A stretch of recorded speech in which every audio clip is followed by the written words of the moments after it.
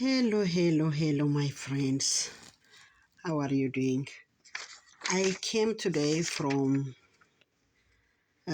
with I say from with my writing thing. So I have some poem. So I'm gonna read. Thank you so much. I just write in Amharic. I'm so sorry for people who not listen in Amharic. Maybe I'm gonna change however I can in English another time. So I'm gonna read in Amharic today. So I'm gonna change in English. I hope. ወንድሞቼ እህቶቼ እንዴት ናችሁ? ደህና ናችሁ ወይ? ይሄንን ግጥም ባለፈው ጊዜ ጽፌው አንብቤው ነበረ፣ ግን በጣም ረጅም ጊዜ ነው። ዛሬ ደግሞ ደግሜ ላነበው መጥቻለሁ። አክምባሎ ይላል። አክምባሎ። ስለ አክምባሎ ስለ ምጣድ መቼም ማንም ሰው አዲስ የለም፣ ሁሉም ሰው ያውቀዋል። በሙያው ላይ የጻፍኩት ጉዳይ ነውና ጌታ እንግዲህ በረዳኝ መጠን ላንብብ።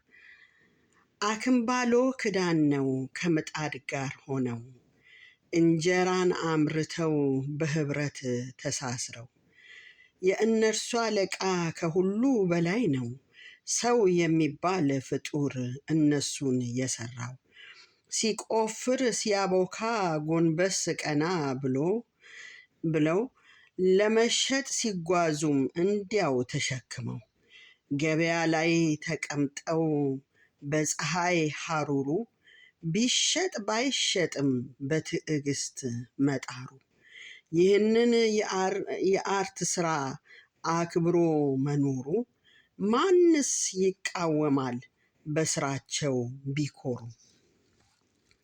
ይህን የመሰለ የሚያኮራ ስራ በማሾፍ አልመጣም ከወደቀ ስፍራ።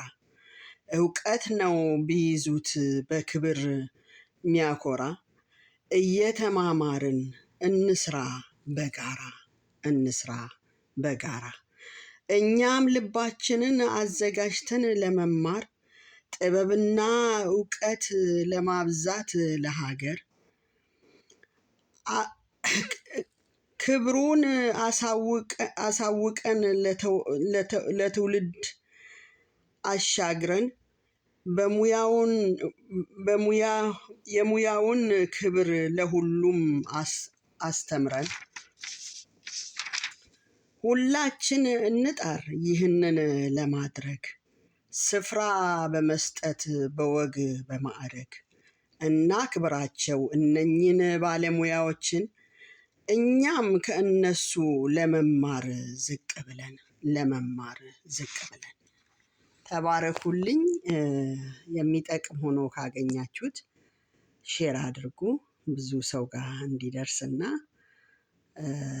በተለይ የእጅ ባለሙያዎችን ማክበር፣ ከነሱ ለመማር ደግሞ መጣር። ምክንያቱም እነሱ የያዙት ሙያ በዩኒቨርሲቲ ደረጃ ራሱ ለልጆቻችን እንዲማሩ ብናደርግ በዩኒቨርሲቲ ደረጃ እጅግ በጣም ብዙ ዋጋ ያስከፍላል። ስለዚህ እነኚህ ሰዎች አክብረን ከነሱ ደግሞ ብዙ ነገር መማር እንድንችል ይጠቅማል የሚል ምክር አለው ብዬ ነው እና አድምጣችሁ ለሌላ ሰው ደግሞ እንዲያዳምጡ ሼር አድርጉ። ተባረኩልኝ። እወዳችኋለሁ።